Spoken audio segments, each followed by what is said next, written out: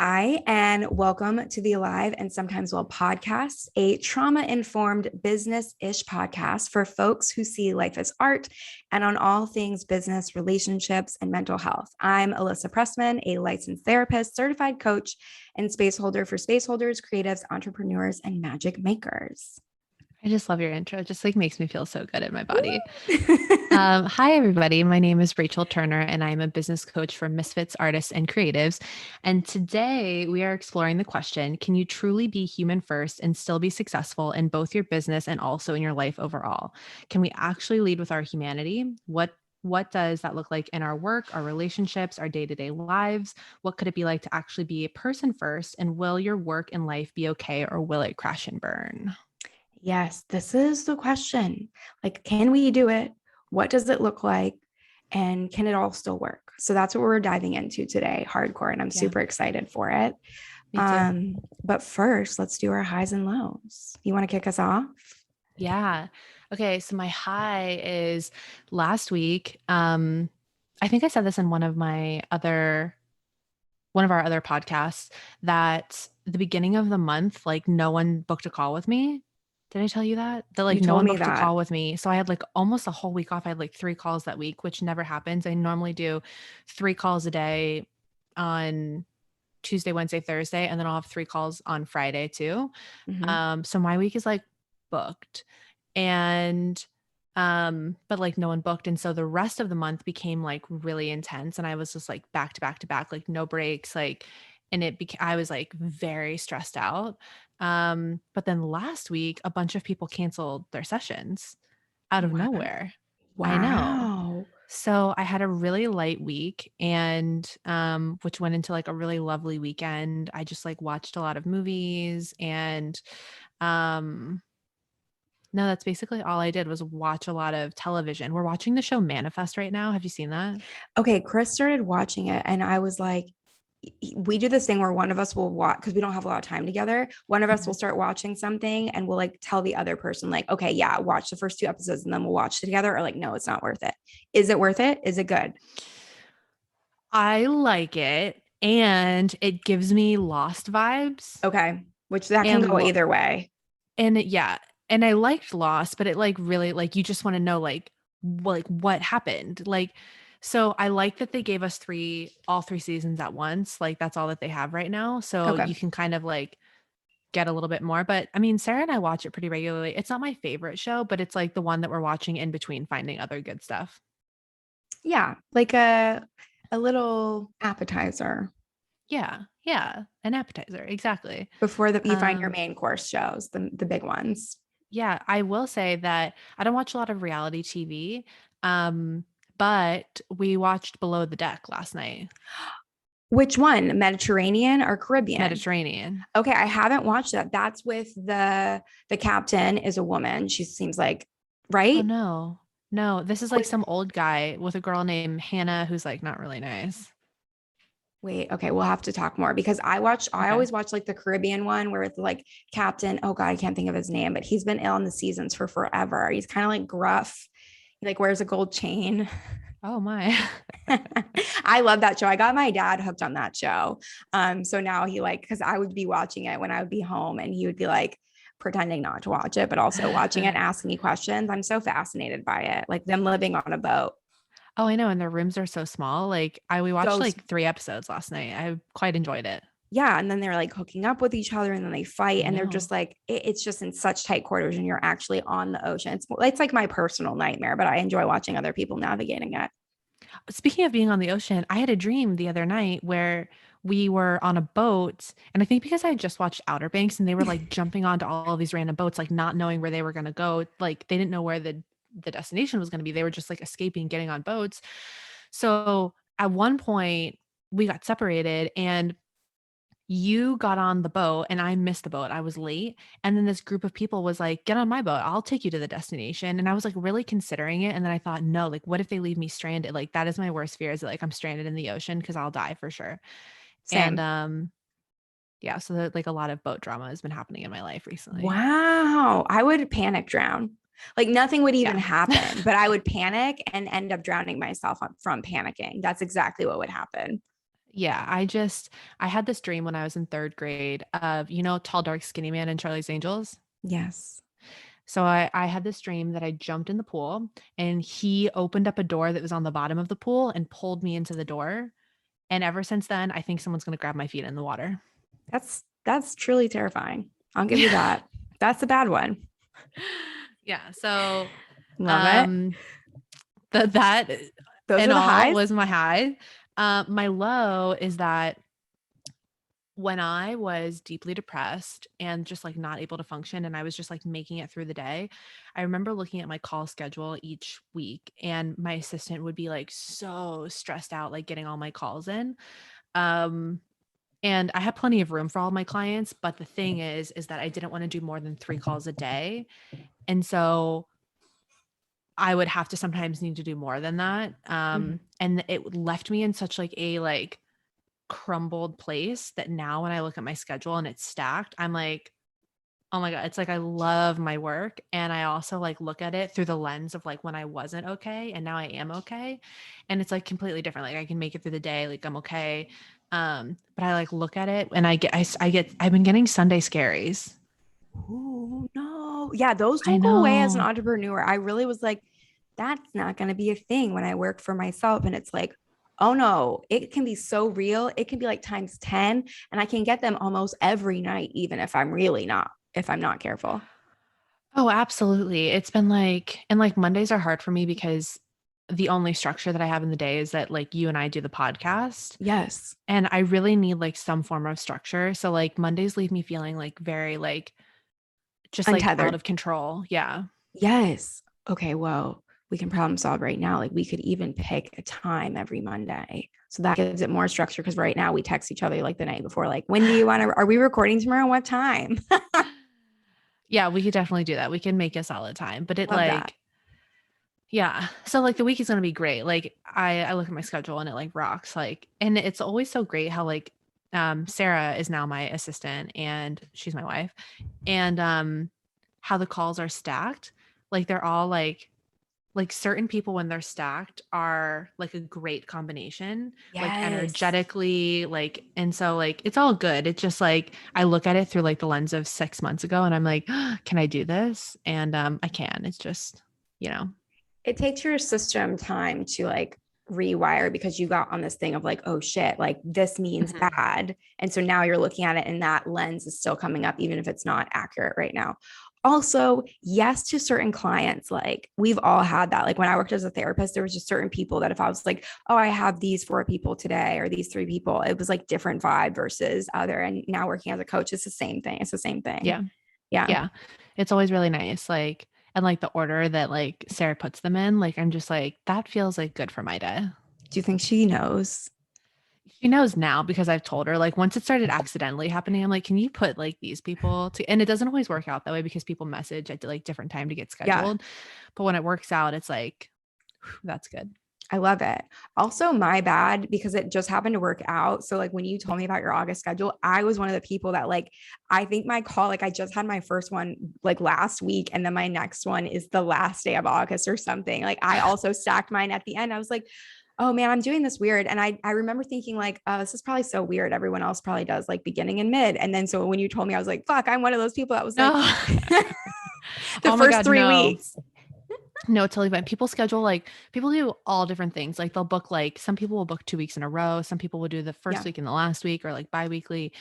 It's just like whatever the vibe is. It just so happened that like August, because no one booked that first week, that like everything got like a little Push. bamboozly. Like I can see doable, but it. bamboozly. August is a long month too. So it's not even like 4 weeks. It's like ends up being like 4.5 or something. So it can really kind of jack up the Oh, 2 month call thing. 2 calls a month. Fuck. Can't true. talk. Yeah, you're You know what right. I meant. You know what I I do meant. know what you mean. I do know. Well, what are your highs and lows? Hi is my sister Kayla came to visit again, and we put some stuff together. Like we built some fucking furniture. Yes, you did. We built furniture. I'm so bad at things like that. Like I'm so bad. Like I open stuff and I'm like, I don't even want to try. When I see it out, I'm like, I hate this so much. I will pay somebody to do this. And she's like, no, we can do it. And we did it together because she's really patient, good at that. I got my artwork up. Like the wall that is behind me is a bunch of my artwork in my office that I love. So I've got like pictures up and artwork up, and just like things are starting to come together, and it's feeling like my home. And I'm so fucking thrilled. Like that is making me so happy. I'm really because like it just, there was a lot of empty space and just like boxes and trash bags full of like blankets, like shit that I've just been really struggling to put away and just like Yeah. very anxious. I'm like, my space is very important to me. When there's just like shit everywhere, it makes me feel so anxious. It does not help my anxiety. So just having another person to be able to help me has been amazing. We put stuff together. It looks so good. I'm so fucking pleased. I'm like also really cultivating me and Chris's style as a couple, because like me as an individual, I will do all kinds of weird stuff. And I'm like, cool. Like my like painting, like my pussy painting would be like out in the living room, like, or like right when you walk in, like bam. So just like being like, how do I do this in a way that represents both of us? And I used to think like, oh, I don't want to, I just want my stuff and him to be fine with it or not care. I'm like, no, I like that he cares, and that gets to be a blend of both of us.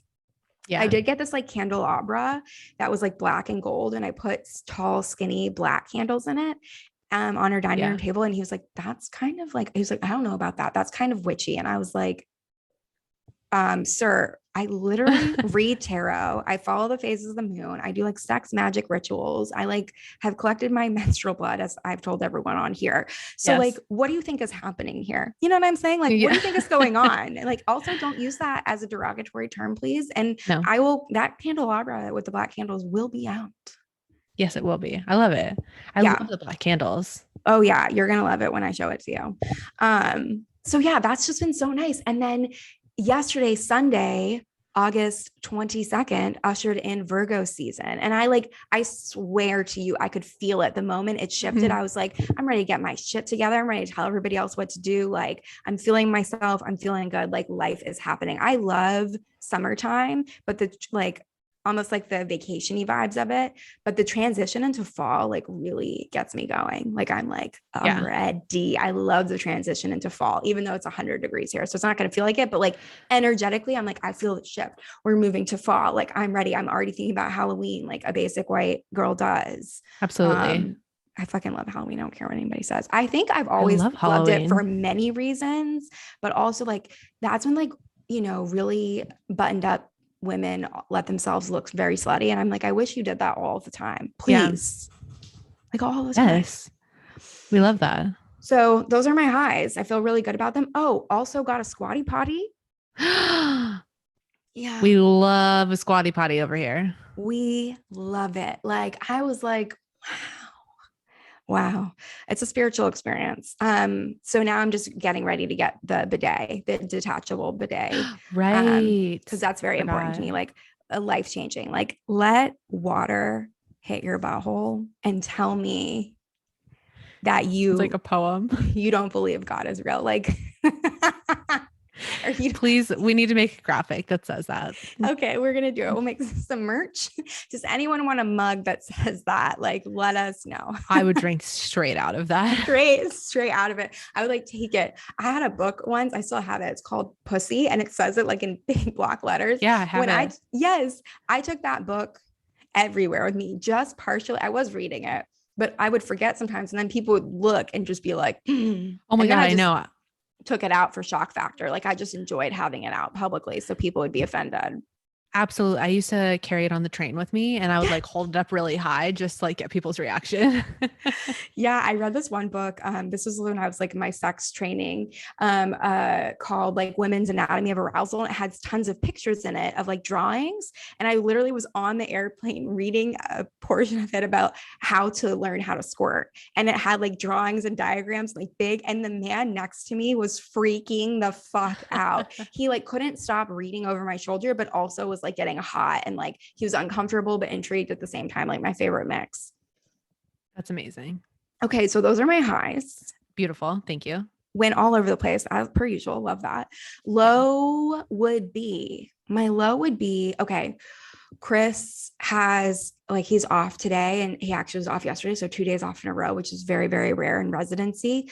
And my low about this is not that he has it off. Like I love it. My low is that there's like moments, like several moments today where we just looked at each other and I was like, this is all we need is more time off together to just be people, because we have so little time off together. And it makes me so sad, because I'm like, how long is it going to be like this? Like, how many more years? And we do such a good job, but like, we really fucking like each other. And a lot of times when we bicker or like, or it's not because of each other, it's because of like life circumstances. Yeah. And when we get to just be who we are, it's so fucking lovely. Like, we just want to be able to like run errands together, like go to the grocery store, like the like most basic shit. And we just never can. It's always a divide and conquer situation because he works a million hours a week. Mm. So I think just like that is like can be a little bit of a low, because I'm just like already like sad about tomorrow. It's the scaries. It's a scaries. It's a scaries. It's like, okay, he has 4 days off a month. And I am like, there's so many things we need to do, but I also don't want to like load his schedule, because I want to be able to just like watch a movie and go out to eat. But we also have like shit we got to do together. It's like, oh, he's just such a good human and an incredible partner. He like takes care of business. I wish he was around more. Like, I'm like, maybe I'll be able to retire him in the next decade. Mm. We would love that. That would be the dream. He would be the Yeah. most excellent stay-at-home husband. Like, the man bakes and cooks and grills and like organizes the home. Like, I'm like, it's very attractive. We love it. I love that for you. I'm also trying to like shift him into like a plant daddy energy. Like, I just keep buying plants and like he doesn't hate it. So I'm like, here we go. I saw your plants in that picture you sent me last night. They look so good. Thank you. Yeah, that's only like I posted a picture of him actually with plants all around him on Instagram. That's only like half of my plants, not even. So Wow. yeah, You're like that's really good at keeping them alive. thank you. Kayla was telling me, she's like, some of these will probably die. And I was like, don't ever speak that over my children, like ever. Like, I was like, if I really do worry about them, like I fret about how much light they're getting, how much water, if they get gnats, I like freak out. Like, if they die, I will cry. Like, I had one that was on the brink of death and I was like very upset about it for like 2 weeks until I was like, okay, we're not going to die. It is very real to me. I'm like very, very attached to them. I know. I got this. I only get ZZ plants because you can't kill them. And Yeah. I got this I got this ZZ 5 years ago when I was going through a breakup, like my first like real breakup. It was like my first girlfriend. Yeah. And I thought I was gonna die, as one does. Like Yeah. it was like being 16 all over again. Yeah. And so I got the ZZ plant and I just put it next to my bed and I forgot to water it for 3 months. And then one day I looked at it and I was like, how are you alive? But that's what it does. Like it doesn't need to be watered. Like every like couple months you can water it. Wow. And it just like, and then it's moved with me everywhere and I have it here. And at one point I was like, you're looking a little rough. And I thought that she was going to die. And I got very emotional. It's super emotional. It's a real thing. I had Yeah. to, when we moved from North Carolina to Houston, I had to leave a few plants with my dad because I just couldn't fit them in the car. Mm. Like, one of our cars that we drove down was literally just my plants. And I had to leave like my giant palm with my dad. And I was like devastated. And when I came home, one time when I came home, it was doing well. And the other time I came home, it wasn't doing well. And it was like hard for me not, I was like looking at him, I was like, what did you do? Like, what's wrong with it? Like, please fix this. Like, you cannot. And he's great with plants. That's where I get my love of plants from. But now she's looking good again, thriving. So, Oh, good. I'm so glad. yeah. And I just got a palm for my kitchen, actually, not to replace her, but I literally, when I'm picking the plants, I like pick them up. I like talk to them in the store. I'm like, okay, let me put you down for a sec. Like, I'm like unwell with it. That's No, that's okay. what my Nana did. She used to sing to her plants.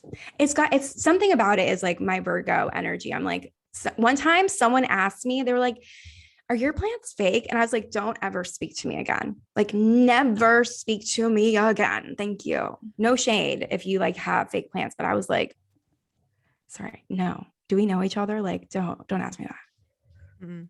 No, I do actually have one fake plant, but That's just one. fine. That's totally fine. I just felt very offended when that person asked me about it. I was like, I I can't have this completely conversation. understand. Yeah. No. Some fake plants look good as hell though. They really do. Like, they've really upped the game. My dad always had some fake plants too.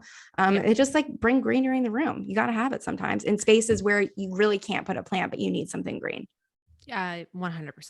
This is now a podcast about plants and our emotional attachment to them. It's been great. It's been great. Okay, great highs and lows all over the place. I really love how we do that. But let's kind of really get into the overarching theme of really, can you truly be human first and actually be successful both in your business and your work and also like in your entire life? And we wanted to talk about this because, Rachel, you really give radical permission to people to like lead with their humanity in their business and to also make sure that they're honoring the humanity of not just their clients, but other people in general. And to me, Mhm. it feels like a core tenet of your work. And it really divests from and moves away from how we see most online business coaches teach, which can be like very extractive and like boss babe bullshit, which is just patriarchy and capitalism repackaged in pink with like the right words and terms. Yeah. And you do not do that, which I fucking love. And then in my work, a big focus is supporting my clients in allowing themselves often like self permission to be human. And then also giving that permission to other people in their lives and like how they even show up in their life, like letting themselves be a person.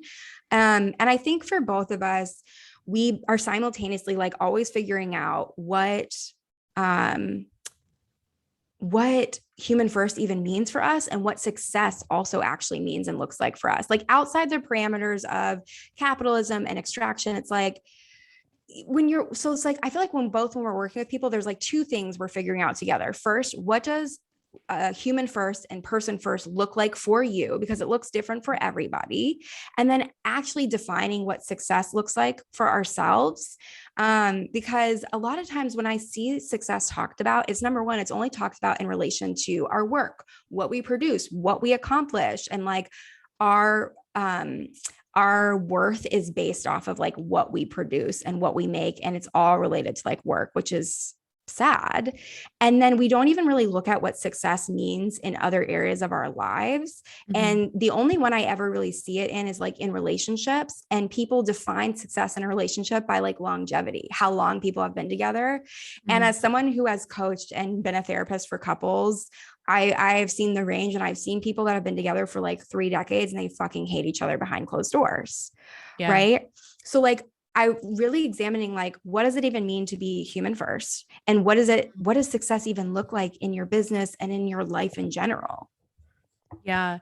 Well, this topic even came up because Sarah and I were talking last week, and someone had asked her, like, can I even run a successful business by like moving human first? And I think that like it's such a valid question. We even did a workshop on what it means to move human first and trauma aware through sales practices earlier today. And we were talking about this. And one thing I said was it's going to be slower when you are moving human first, because what I look at when I'm looking at moving human first in my business is that I am honoring trauma, privilege, and lived experience, both in myself and in the person in front of me. And then I'm not projecting my needs onto the person in front of me, but then I'm truly like seeing and regulating my own emotions enough to be able to meet who's in front of me. And when we are honoring someone's full humanity and not bypassing it with logic, we tend to move a little bit slower in our business. And because everyone around us is using bro marketing and like bro tactics, it's going to feel even worse, like we are doing something wrong.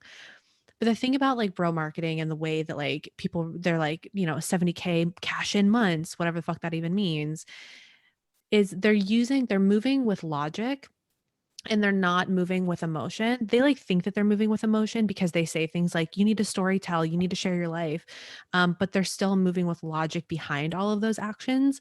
And when we are only moving with logic, we are bypassing people's humanity. We are not seeing their lived experience. We are not honoring their trauma. And we are not acknowledging where our privilege is and where theirs is not.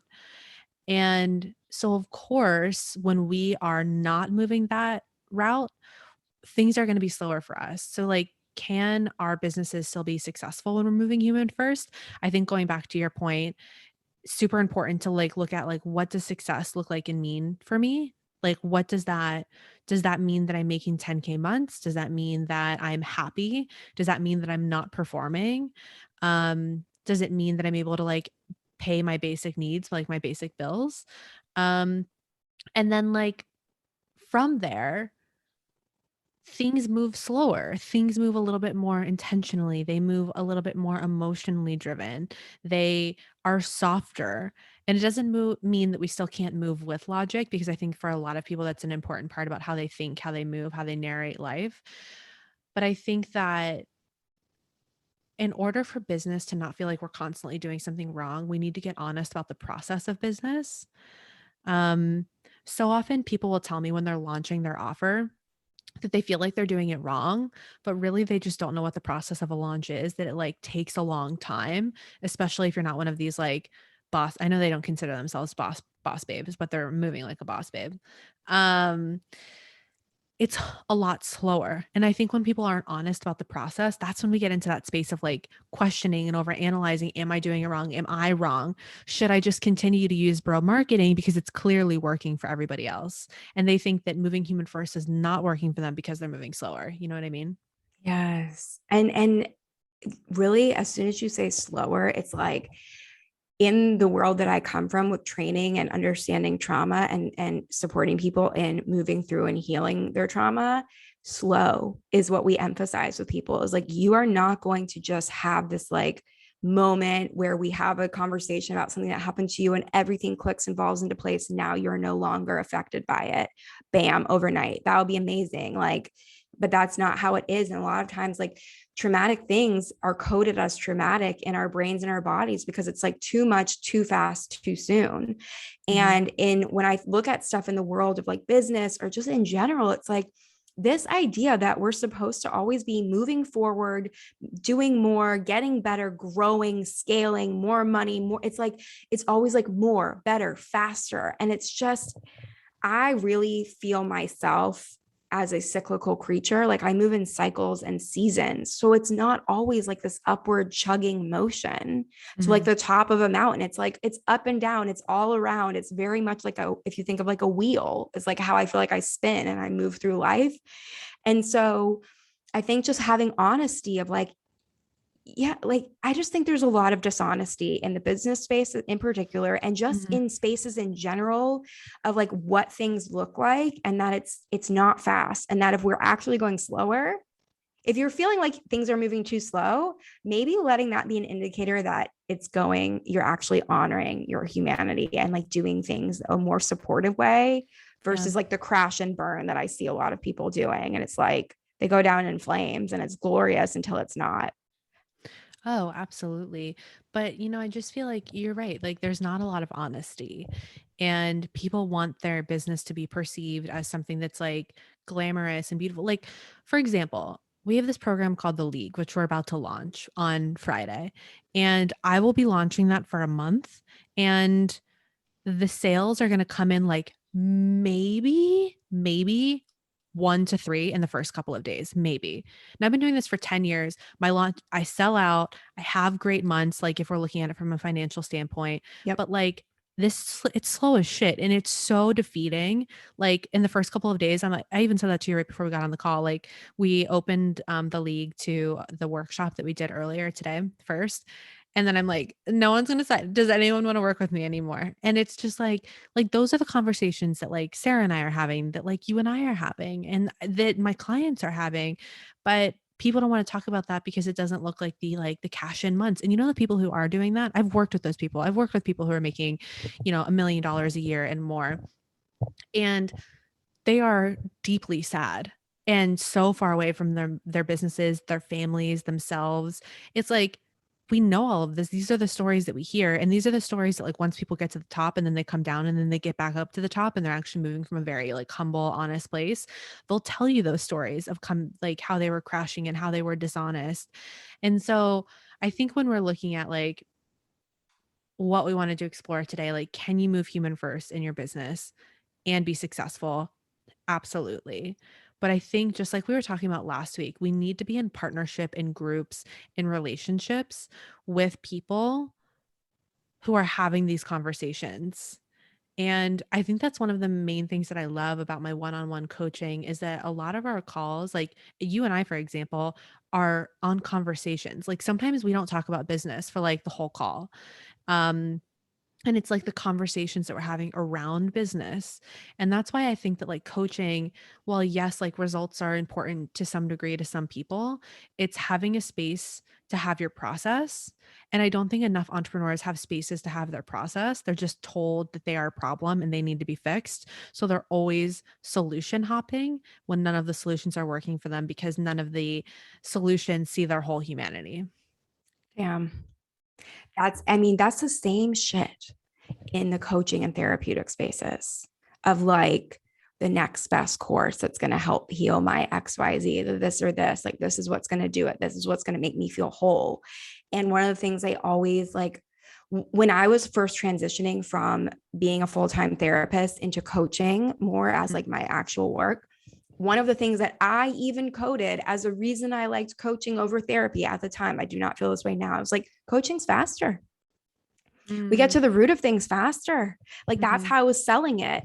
And then I quickly was like, what the fuck? That's not even true. The truth is that anything, like a lot of these things take time. It takes time to learn how to run your own business. There's been 5 million times in the last year, Rachel, that I've asked you, am I doing this right? Am I going too slow? Because I'm looking around at other people that are like, saying they're making, oh my God, they're making so much fucking money. And like just like telling everyone about it. And I'm like, is something wrong with me? And it's like, I guess I could do that if I pushed a certain way. And some people are doing it with integrity. And it's just worked out that way for them. And it's a beautiful thing. But a lot of the people I'm seeing pulling in big cash like that, the way that they're doing it, I'm watching them. I'm like, that's unethical as fuck. Right. And I won't do it. And so you were always like, no, you're figuring out what works for you. Like, this is your process and you're doing beautifully at it. And I wish more people gave themselves time. And that is the same message I bring with my clients, which is like, this is not going to be figured out and fixed overnight. First of all, there's nothing to fix. But second, we're not going to unpack all of this shit right now. Like, we're going to let stuff unfold over time and integrate new ways of existing, and like rewiring your brain and nervous system takes time.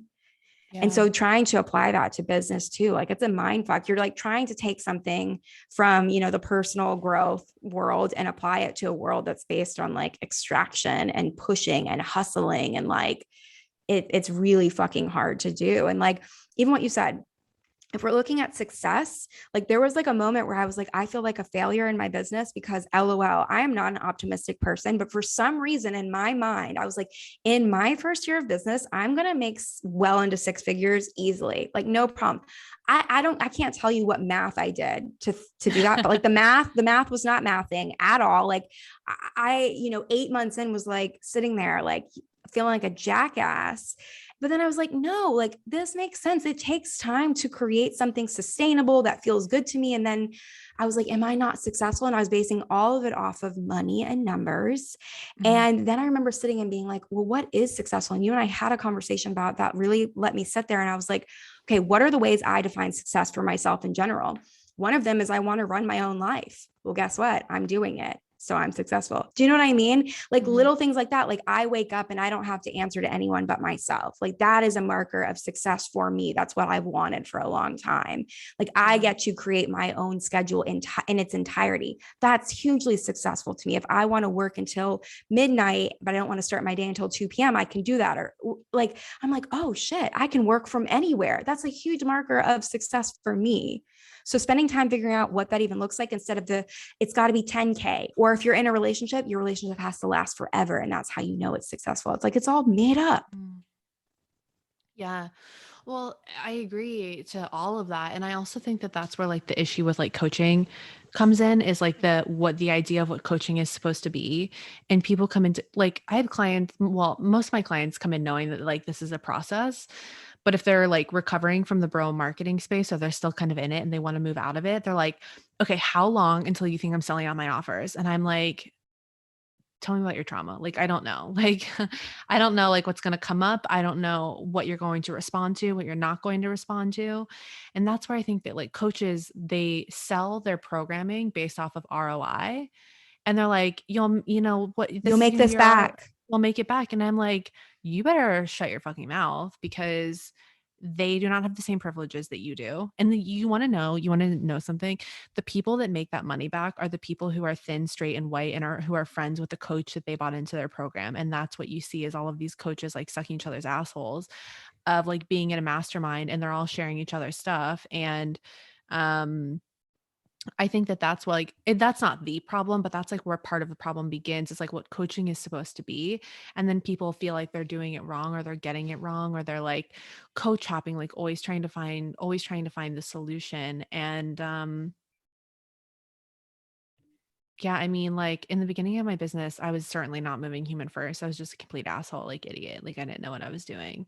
And there were moments where things were moving really fast, but it was all a result of like, I mean, I was like the queen of saying like take messy action. Like if you really care about creating an empowered relationship with X, Y, and Z, like now is the time to make a move on it. And I was completely bypassing people's humanity because that's what I had been taught. And I knew that it didn't feel right. I just didn't know what to do instead. And it was interesting today on the call, the workshop that we did. Someone was like, this is blowing my mind. Everything that you're teaching me is what I wanted to do in the beginning of my business, but conductory coaches, so people who like move from logic and bypass people's emotions, were telling me not to do that because my business won't be successful. And it's like when we look at the default of like who we are and what makes sense to us, we find that like we know exactly what to do in our businesses. Like I remember when I signed up to work with my business coach and I thought, like I'm really smart. I know a lot. I teach people how to launch, like I teach people how to market, like I know the basics of these things, but like maybe she'll know something different. And then I remember asking her, I'm like, "So how do you launch?" And she was like, "The same way that you launch." And I was like, "No, but like, what are you actually doing?" And she like laid it out. And I was like, "Oh, so you're doing what I'm doing." Like, it's all like the baseline information that like when we trust ourselves enough, like we are doing it. Like, I don't think that selling your offer is any more than just repetitively Yeah. talking about your offer over and over again with clarity, with transparency, in ways that feel good to you. And you'll annoy yourself because you're talking about it so much, and you'll bore yourself because you're talking about it in the same ways. And then people will be like, oh, that's really familiar. And they'll totally be like, that's for me. But people want to turn it into something big and intense and sexy, and they want to romanticize it, and they turn it into all of these things. So then your success is based off of X, Y, and Z and lies and ROI, and you're like so far away from yourself and like what you actually want, and it just gets like so bamboozled. And every time you talk about certain things, I'm like, yes. And you're basically saying that people at their core, they know what to do. Like they know at their core. And if they were just left alone to trust themselves, and it's like, it's almost like you have to go through all the unlearning of the bullshit that everyone else throws at us. And that is the same shit I work with my people on. Is Mhm. like, people are like, I'm so lost. I don't know how my life is the way that it is. I don't know why my relationship is this way. I don't feel like I'm showing up as myself. And I'm like, we spend time, we peel it off. Like we're peeling off all the conditioning. We're peeling off all the ways that other people told you you were, or how you do things. And when we get to the base, people know. They know Mhm. what's them. They know what feels right. They know how they want to live their life. They know how they want to have a relationship and do it. And then if you're looking at entrepreneurs and business and work, people know. A lot of Mhm. times when people are like, I just don't know, I don't know. And I'm like, I think that you do. And it just scares you because it's so divergent from culturally what we're seeing other people doing. And like, Rachel is my business coach. And there have been millions of times that I feel like I've been like, I feel steady and solid in what I'm doing until I see somebody else and I get that messaging again. And I'm like, wait, and I have to come back and check in with you to be like, no, I can trust myself. No, this is the right way for me. No, I don't want to try and like generate leads through that way or do it like that. Like, no, no, no. And I have to like keep rooting. And I just have to have someone like you champion me to trust myself and do it, trust my process. And like slow is good. And I always tell people slow is sustainable and slow is sexy. Like it's not marketed that way, but that's how we change. It's slow shit over time. It ripples out. And I feel like that's true in my business. Yeah. Yeah. Moving slow. It just like it's hard to trust, and it's also, like, there's privilege in moving slow, like, some people, like, need to move a little bit, like, if they're, like, a one-income household and they, like, need their business to work, like, then that's a completely different conversation, Yeah. but it really is, like, in moving slow is where we find our trust in ourselves, what makes sense in our business, like, what practices we trust, um, and that's where we begin. I wanna look at some of the questions here Yeah. that And I I think pulled. too, just reminding people like we need more time than anyone ever tells us we do. Like we rush everything. We are in a culture of rushing and hustling and all these things. It's like things need time and space to unfold. And so I always try and message that to people like it's going to take you longer than you Yeah. think. And then that's probably how you know you're doing it in the way that works for you. Absolutely. Yeah. Absolutely. Yeah. I mean, I know we said that so many times in our coaching, like, and you said this earlier, like, I'm just like so grateful for the way that like you approached our coaching. And I have a couple of other clients who did it very similarly. Like we spent time, like sometimes our calls were just like conversations. Sometimes they were listening more than answers. And I think that it's just like such a way that we can like unfold into our business instead of like try and like fit it into a mold. Yeah, like stop pushing, stop trying to make shit happen all the time because we get in our own way and then we wonder why things don't feel good. We do that in our relationships too. When I watch Mm-hmm. people, they're just checking boxes. They're like, good, did this, dated, engaged, married, had 3 kids, blah, and then they like are like, oh fuck. And I'm like, when we Mm-hmm. unpack it, it's like they took no time to sit and step back and go, what do I want here? They were just following the thing, like moving fast. And then they're like, now what do I do? And we got to figure out how. Absolutely. Exactly. And that's why people coach hop all the time because they're like, this other coach must have it. This other coach must have. No one really has anything different. I mean, I like to think that my coaching truly is different, but like I feel like everyone else is regurgitating. Maybe that's my bipolar speaking. No, um, no, I it's feel not. like everyone else is just regurgitating the same information over and over again through a different lens. And that's what people teach you. It's that like we're all saying the same thing. We're just saying it in a different way with our lived experiences. But it's like, well, what does our lived experience mean if we're just projecting our lived experience onto people? Yes. And it's so unfortunate that, like, because of my training, I know to monitor my self projection, to Mhm. monitor like my own, am I being triggered by my client? But when you have people in like business spaces, they're not. So Mm-mm. they're just full on projecting onto their client. And if their client's like, I'm feeling anxiety around this, like, you just got to push through because, and I'm like, maybe that person is triggered about something like, and you're just like bypassing it totally. You don't even realize it. Now everyone's fucked up. Mhm. Mhm. Absolutely. Yeah. It's just like it's a mess out there. Hmm. Um okay, someone asked, "Can I still make money using human first practices?" Yes. Just slower. Would you Just say slower. slower? Like it just takes more time to get there? Yeah, I mean, like I've had plenty of clients. Like I had this one client, she did a $56,000 launch. She had 100, I mean, she had 1,000 Instagram followers and 500 people on her email list. And she did $56,000 launch. Like it was bananas. We had That's gone incredible. through 4 other launches before that went from like 11 to 19 to like 20, whatever, and then moved up. But like it you 100% can make money. Like I feel like I make great money from like moving human first and trauma aware inside of my practices. Um, I think where people get caught up is when they feel like they're annoying people. Like I think that people truly have an issue with like feeling like they're annoying people or not being able to sit in the silence. Like there's a lot of silence that happens. Like I sent out an email earlier today and like maybe someone's going to sign up today. Probably not. Probably not until Wednesday when I gave them the deadline that the bonus is going to expire.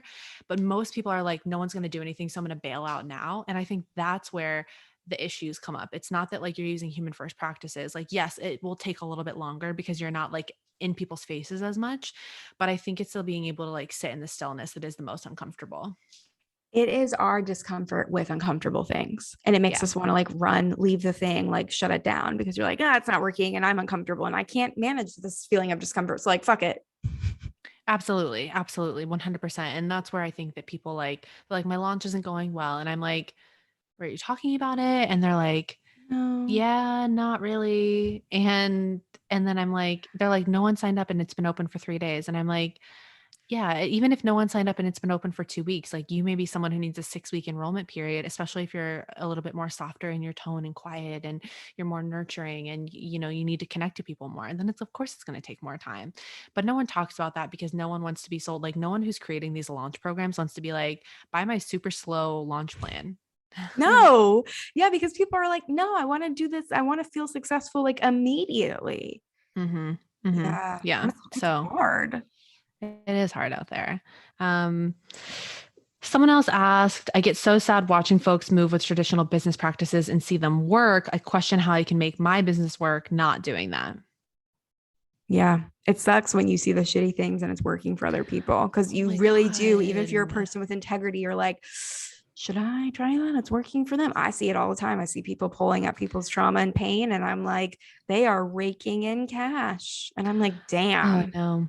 I know. And like, Oh my God, it kills me. It kills me. And it kills me when my clients see it and they're like, this person is like doing it. They'll send me people will send me emails that like other people sent them. And I'm like, one, get the fuck off their email Yeah. list. Like you're not on here for research. You're like self-inflicting pain. Like get off, mute these people, say goodbye. It's time, let Yeah. go. Yeah. Um, but of course it's sad. Like one, it's sad because people are using harmful business Yeah. tactics to like prey on people's trauma and their emotions, and it's just gross of all kinds. Yeah. Um, but two, it just makes you question like, can this work for me? And I think like the biggest takeaway that we want everyone to leave today with is that like, yes, your business can work. And it's not in like like, yes, it's in the slowness, but it's more so in the thrashing. And if you can withstand the thrashing, then I think that you can have a really beautiful, successful business. I love how so many things you say. I'm like, it's so applicable to the work I do too. It's Mhm. like, it's in the thrashing. It's in the thrashing. Like, it's in the moments where you are so fucking triggered that's where we like move the needle. And it's like, sometimes you can't even perceive it happening until after. And it's like, you look up 6 months later and you're like, oh, I'm handling these things differently because I have let myself move through the thrashing. And that's a Mhm. beautiful thing. And like, I think too, a huge piece of this is like really spending time going, what does success mean to me in Mhm. my Yeah. business, in my life? And actually being like, what do I really want from this? What do I value? Because some people, it is a certain amount of money to meet their basic needs. Like also the questioning of like, how much is enough and how much is like, because I'm seeing women just being like, women making a bunch of money is the thing that we need. And I'm like, there's no space for nuance a lot of times in these conversations. And that's, I'm like a Yeah. stickler for nuance. I'm like, there has to be nuance in these conversations. Otherwise we're just rebranding bullshit that's harmful and oppressive. Um, but basically like, what does success look like for you? How do you define it? And you might be surprised at how much success you actually have in your life Mhm. if you actually spend time to be like, what do I value? What do I actually care about? And stop looking at everyone around you and being like, they have a successful XYZ, but I don't because I don't have that. And I'm like, do you actually care about that? And sometimes it's yeah. And sometimes someone's like, actually, no, I don't give a fuck about that. I actually care about this. And I'm like, okay, so let's like focus on that. Mhm. Ooh, Yeah. and question for you, Rachel. Yeah. Here's like my question for us, for you. Mhm. How do you define success? Let me like twofold. First, in your business and your work, how do you define Mhm. success? And then the second part of that is like, how do you define a life that is successful to you? And I almost don't know if I even like the word success because it automatically goes like money signs, but I just maybe like that feels good and that's what we're going for. I don't know. Does that make sense? Mhm. Yeah.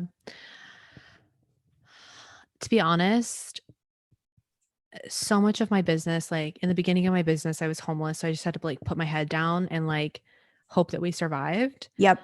And so like so much of my business has been on surviving and like not like having to use food stamps anymore, like not having to line up at food pantries, and not that there's shame in any of those things. Um but I think for me it just looks like not questioning my aliveness and like not questioning my ability to support my family.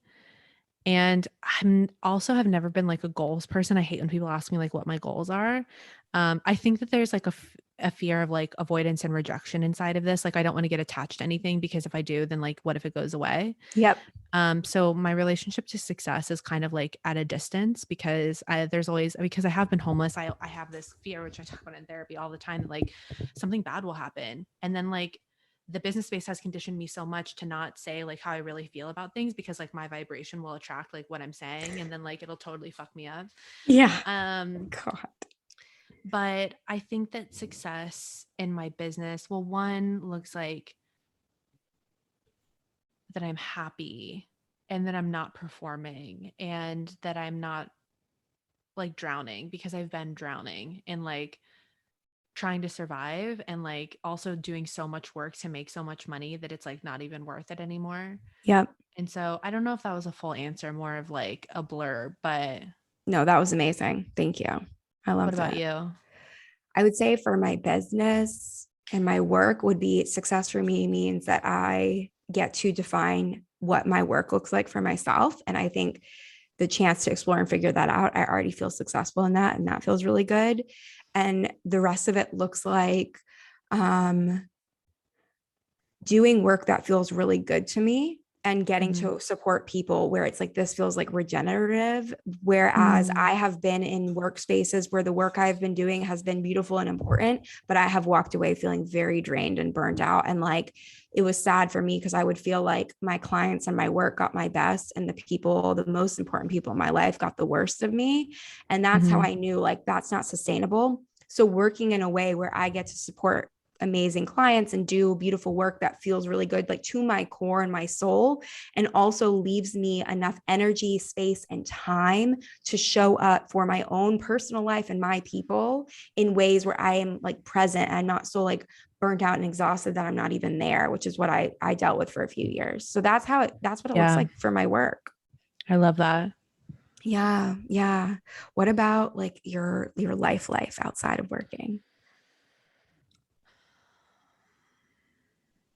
Success to me in my life looks like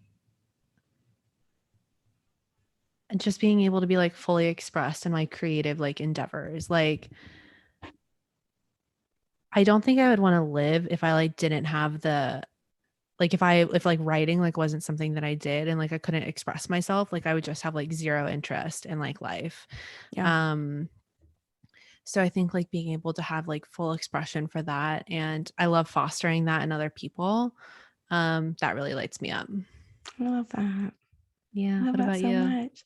I would say in my life, it for me, success means like living in a way that feels good for me and giving myself room to figure that out, what that looks like, and permission to change my mind and change things up. And then I think about it in relation to like my relationships of like going all in with my people. And like even in relation to Chris, like always practicing going more all in. Like there's always room for me Mm. to more. Yeah, like I've talked about how I have like one pinky toe out sometimes because Yeah. I'm scared. It's a defense mechanism to try and protect my heart from like shattering heartbreak. And so the more I can like bring that pinky toe in until all the toes and all the feet like that to me feels like success. And then in my other relationships of just like loving up on my people, like having time. And I think in my life in general is like having a life where the daily mundane feels really good to me. Like I don't Mhm. live for vacations and like live for anniversaries and the holidays. Like I want the regular daily life to feel magical to me. That's when I know like I'm in a good spot here. It feels really good when like I'm up in my daily life. I'm just kind of having moments throughout the day where I'm like, wow, I like this. Yeah, I love Yeah. that. Yeah. That feels so good. Although you Yeah. did have me thinking like I am very excited for the holidays this year because I just like the winter is just like I think everyone's so afraid of the winter, like what's it going to bring for us? Like winter is coming, Mm, like depression, like we just I think so many of us feel like we're just like leaving like a bit of depression, and like yes. fall's already coming. Yes. And so I feel like very excited for like the holidays, and like I'm gonna go all in. Like I'm gonna put all of my like anxiety into the holidays for sure. I love it. I love it. So I love the holidays too. And like I think it'll be interesting. And I'm sure we'll be having lots of interesting conversations as the seasons change. Because I think most people thought summer was going to be a certain vibe of like freedom. And instead it's been Mhm. ushering in a lot more shit. And so it's just felt like this unending cycle of like being in a personal winter for a lot of people. And now we're heading back into those seasons. So we'll see what happens. But we'll keep talking about all this shit. We're not going anywhere. Absolutely. Absolutely. Well, this was a lovely conversation. So lovely. I'm so glad that we did this. Me too. Thank you all for joining us today. Please keep leaving reviews. They seriously mean so much. Like again, we want to take this, podcast to merch level. Yeah, we're trying to Um, take this as far as we can go. Like we'll yeah, do anything, anything. yeah. We'll do anything. Do you want feet pics? Do I Um, offered those before? yeah. She's serious. No, no, but seriously, reviews mean so much. So if you feel ever so inclined, that would mean the world to us. And we will see you next week. Bye, everybody. Bye.